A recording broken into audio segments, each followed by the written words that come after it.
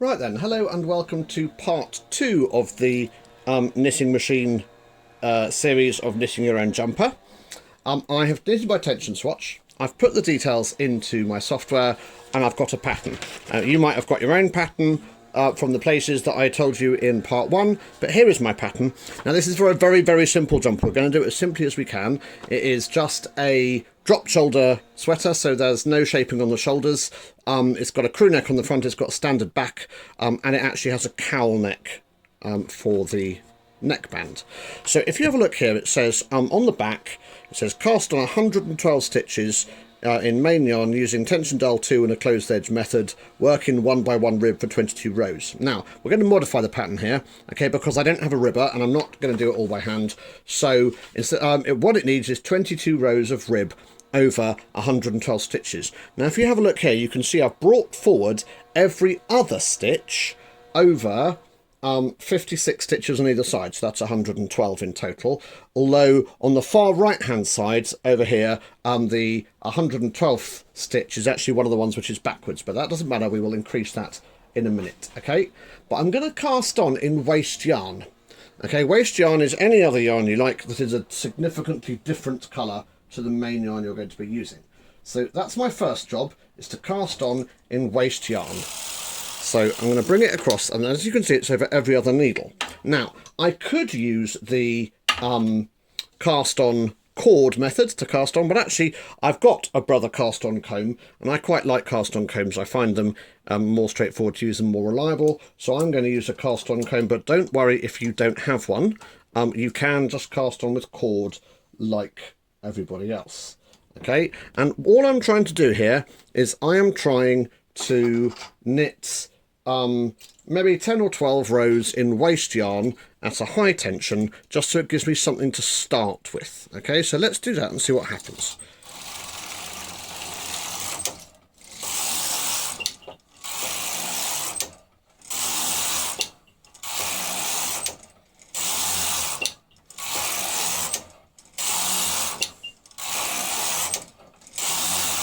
Now, what I'm wanting to do is I want to end with my carriage on the left for reasons that I will explain in a minute. But there we go, I've got a nice edge of waste yarn I do not intend to use, which will give me a nice contrast, so when I knit the actual hem I'll be able to see what I'm doing. So I'm going to pause and thread up with my main yarn. Irritatingly, this machine has only got one yarn feeder, and then I shall come back and I shall show you how we're going to knit the ribbing. Right, so here is my main yarn, and if you're flummoxed as to what I'm doing, I do have a special video in my beginner series about knitting mock or continental rib, which is what we're doing. But what I'm going to do is I'm going to start by knitting 22 rows, as it says, of the ribbing, but I'm going to start with the carriage on the left, and again I shall explain why soon. Okay, so here come my 22 rows.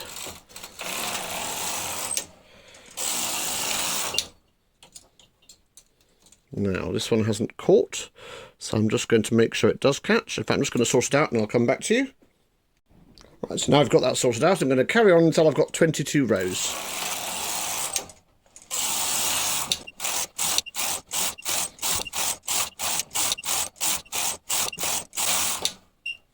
Right, there you go, I've got 22 rows. Now, 22 rows of fairly tight tension. So this is why I need to have started on the left. I'm going to do one row of very loose tension, which is going to form the fold in our rib. Okay, so that's a row done in very loose tension. Now I'm going to rehang the weights.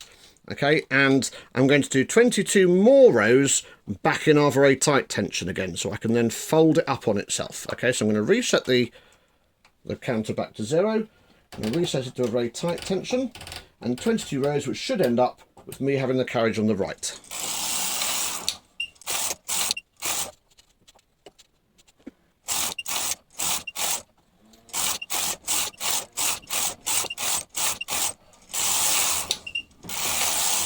Right, there we go, that is the rib done.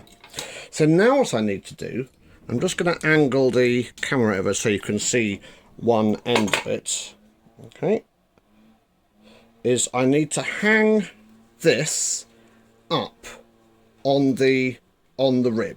Okay, now I'm just going to do one or two things to sort it out first. Okay, then I shall show you in a second.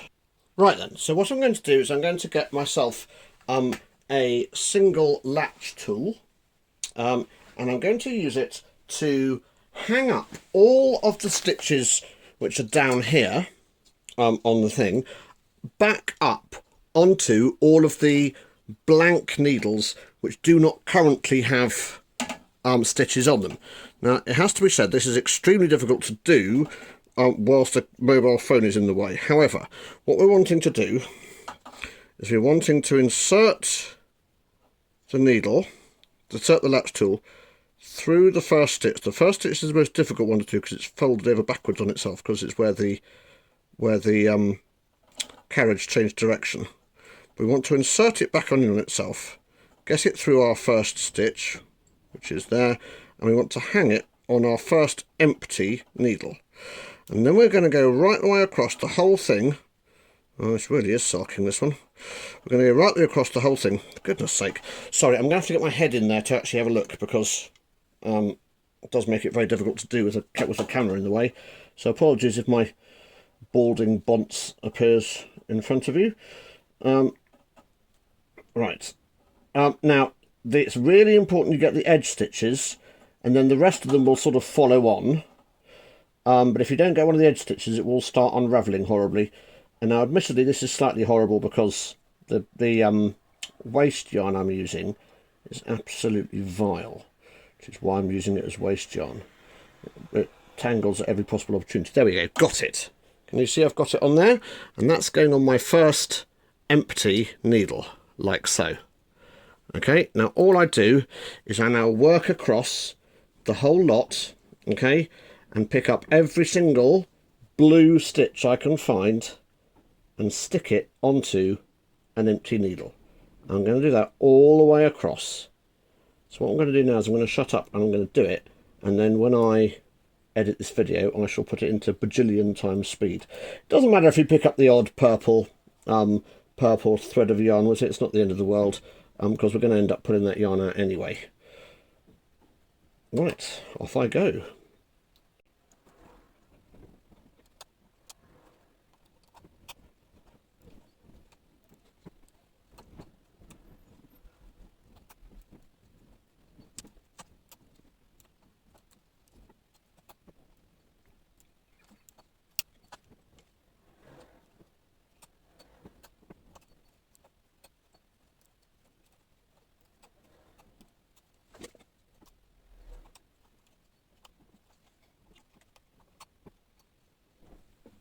Now, this last needle, the 112th needle, is actually backwards, and that's because if you have one forwards, one backwards, you're going to end up with a sort of uneven arrangement of needles. So the last stitch I'm going to pick up, I need to take it all the way across and make sure that it goes onto the 112th needle, like so. Okay. Once I've done that, I can run my thumb down, okay, and push them all back into place.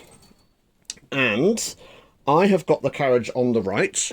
I have done 22 rows of ribbing as demanded, okay, and I am ready to go. So now I am ready to check out the next instruction on the back. Now this gets very simple now, because it just says change the tension dial 5, which I will. Set the row count to 0 and then knit 80 rows, 80. And this is where you just end up knitting an awful lot of rows. So I'm going to hang the weights back on, and I will end up fast forwarding this chunk of the video again, and I shall see you at the end of 80 rows. Okay.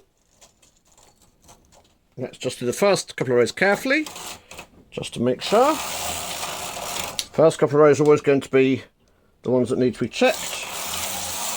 And then off we go. See you in 80 rows time.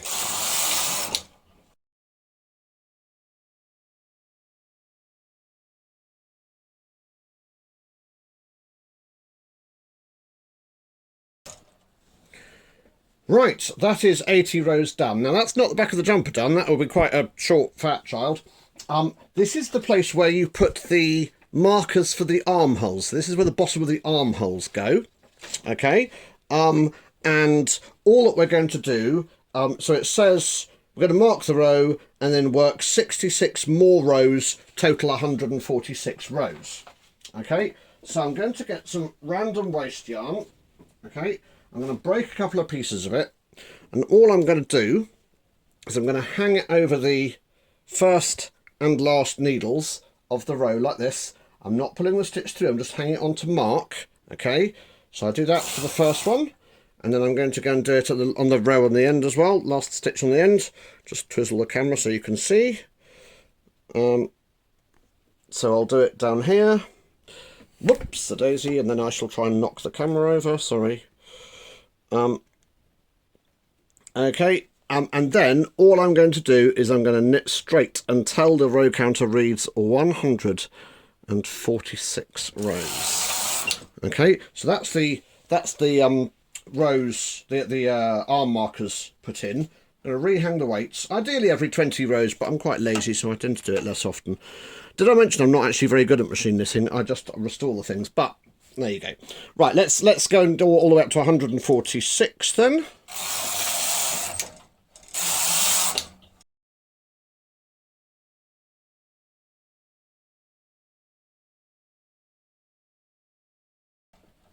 Right, there are 146 rows done. Now, when you do this for the first time, you might end up thinking, oh my goodness me, the armhole is an awfully long way down the jumper.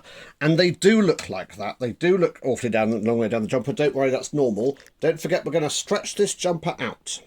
Now, we need to cast off now. We're going to cast off on waste yarn and sew it up later. However, I want to cast off in 3 separate sections. The middle section for the neck, the left section for one shoulder, and the other section, right section, for the other shoulder. Now, to do that, I'm going to have to set up my carriage to do 2 things. One, when I bring the needles forward, I want it not to return them.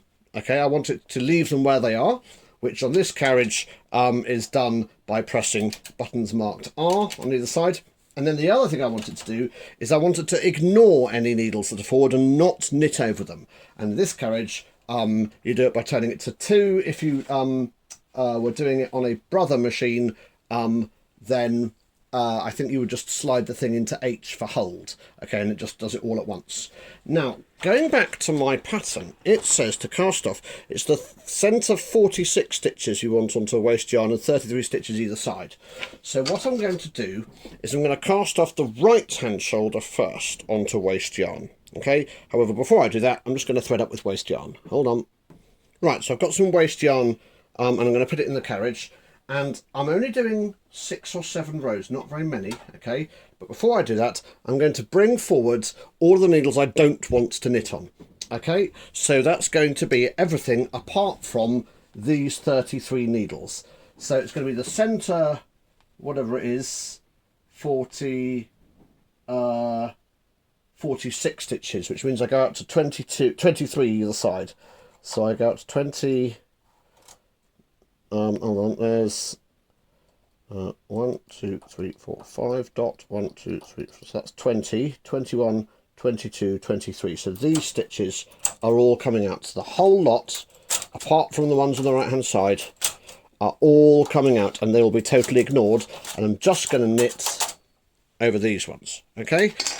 And I'll just hang some weights. By the way, look, I've left a big old chunk of yarn hanging off the end, and that's to make it easier for me to sew up. So I'm going to hang some weights either side of this, and I'm just going to knit 6 or so rows just to keep the stitches in place, no more. Okay, and then we will move on. Oh, that's interesting. That's not what I wanted to do at all. Let's try it again. No. Hold on just a second. Right, sorry about that. I use so many machines I've forgotten what the settings were on this carriage. Now I've got them sorted out. Okay. So can you see there's one row knitted there and not on any other needles?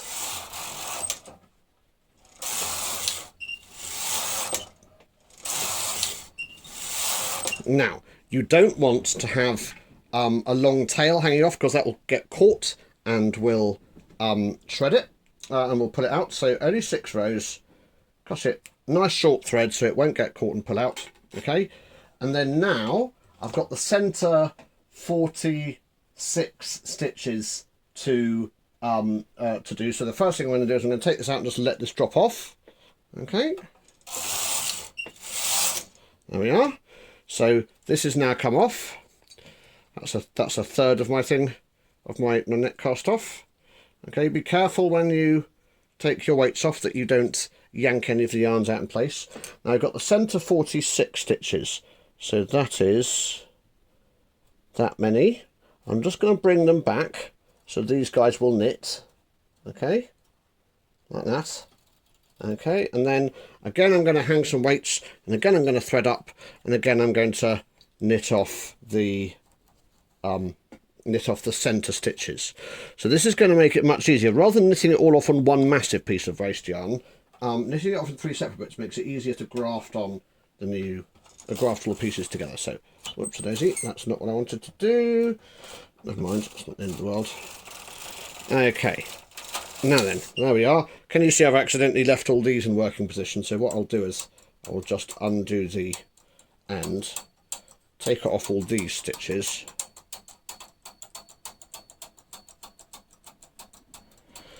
Now, if you're a Brother user and it's hung on a cast-on comb, now would be a good idea to take the cast-on comb off, because as we hang the knitting on fewer and fewer stitches, it's going to stretch the stitches out.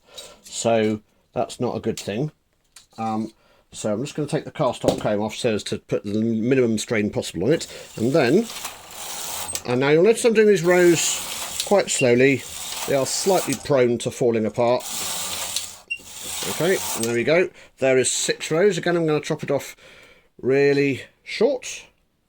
Okay, and again, I'm going to cast this row off. Okay, take these weights off carefully. And then we'll go back over to this last bit. Now, making sure this time that I do push these needles back to normal working position. Now, for this one, I don't have to push the needles back because I can just turn holding position off. Okay. So to turn holding position off, I pressed the P button on this carriage. I press that down, okay, and it should, if I'm right and I've remembered how this machine works properly, just knit them straight on. And look at that. 1, 2, press the R button to cancel it. 3, 4, 5, and 6, and that is the back of my jumper finished. All I've got to do now, I've got one more little thing to do, okay. And we'll look at the front of the jumper next time, which is principally the same as the back of the jumper apart from the neck shaping. Okay, but if I go, let's put this back up this way a bit.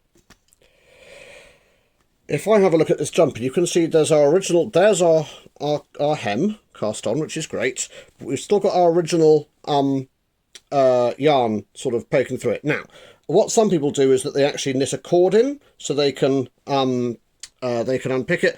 I can't be bothered. I just get a little pair of sewing scissors and I snip out the offending purple material, which is why it's good that it is a different colour. Now you don't do it to every stitch. Every 3rd or 4th stitch will do. And let me show you. I won't do it all on camera, but you snip out the stitches, okay, and then it just pops out and away. And as I say, you can indeed do a sort of, you can use the nylon cord to avoid having to do this at all, but I mean, you know, it's that simple. Also, it gives me a chance to work out if any of the stitches haven't quite worked out as they should have done on the edges, and pick up any dropped stitches or any dodgy stitches or any missed stitches or any loose stitches or whatever. Okay, so there you go. That's what I'm doing now. I shall finish snipping that all out, and I shall see you next time for the front of the jumper. Bye bye.